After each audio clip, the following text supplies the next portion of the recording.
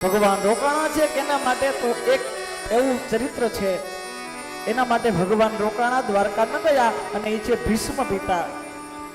કારણ કે જ્યારે યુધિષ્ઠિર યુદ્ધ જીતી ગયા ને તો એને આમ આનંદ નહોતો. આનંદ નહોતો એનું કારણ શું?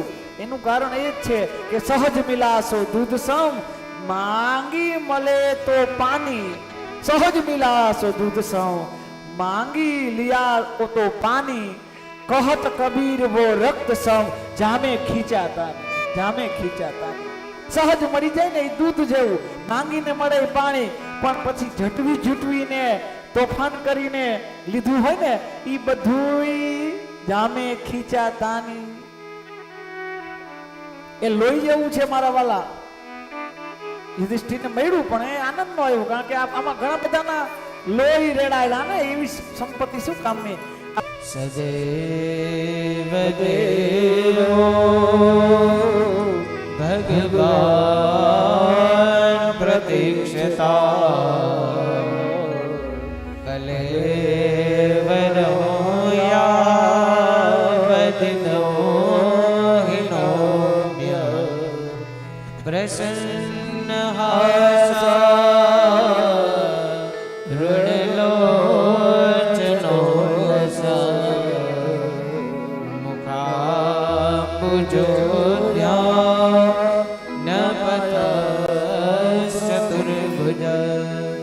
ભીષ્મ દાદાની સ્તુતિ, ભીષ્મ સ્તુતિ બહુ પ્રખ્યાત છે. આવો એકાદા બે શ્લોક ગાઈએ અને પછી આગળ કથા. શ્રી ભીષ્મવાચ ઇતિ મતિ રૂપ કલ્પિતા વિતૃષ્ણા ભગવતિ સાત્વત પોંકવે વિભૂતિ વસુકમો ભગતે પ્રકૃતિ મુકે યોષિયા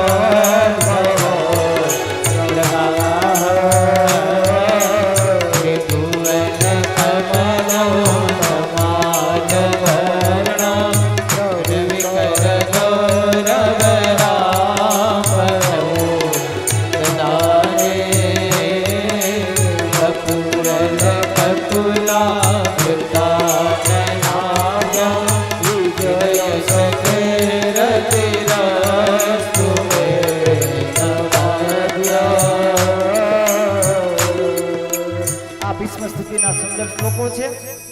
હવે વિદુરજી તીર્થયાત્રામાં જાય છે, એમની કથા કહે છે.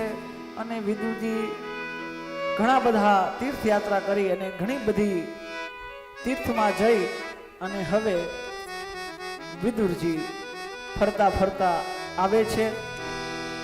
વિદુરજી આવે છે તો જોવે છે કે હું જે મૂકીને ગયો તો એ માયલું કાંઈ નથી આયા.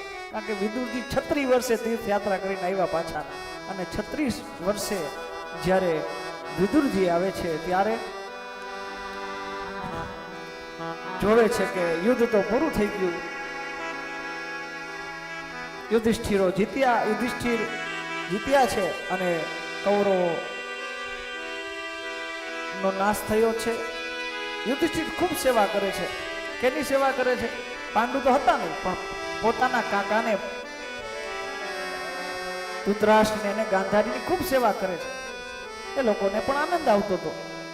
એક દિવસ સમય જોતા બધી વાત કરે તીર્થોની, કે અમે તીર્થમાં અહીંયા આ કર્યું, બધી તીર્થની વાત કરે.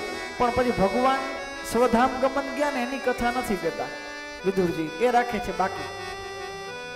નકર વિદુરજીને ખબર હતી. અને હવે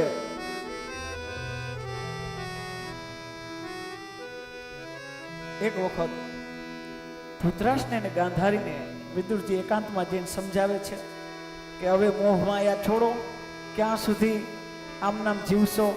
વિચાર તો કરો કે જે ભીમને તમે ઝેર દઈને મારી નાખ્યો અને એની ટ્રાય કરી, પણ ભીમને તો કાંઈ ન થયું, પાણીમાં નાખ્યો તો ભીમ લાડવા ખાઈને પાછો આવ્યો.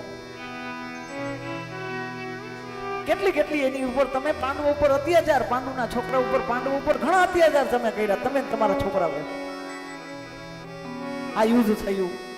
દ્રૌપદીના વસ્ત્ર તમારા દીકરાએ ખેંચ્યા, તમે એના રોટલા ઘડીને દે છે અને યુધિષ્ઠિર જમાડે છે. ક્યાં સુધી અહીંયા રહેશો? એ તો તમને બહુ ધ્યાન રાખે છે, એ તો સજ્જનો છે ને, એ ધ્યાન રાખે. પણ તમારે ક્યાં લગી? હવે તો કઈક અમુક ઉંમર થાય ને પછી માયા બધી પૂરી થઈ જાય. પણ મન છે ને એ બહુ અઘરું છે, એ ઘડીકમાંથી આમાં નીકળે નહીં. કારણ કે મન મરે માયા મરે, મર મર જાય શરીર, આશા તૃષ્ણા ના મરે, કહ ગયે સંત કબીર.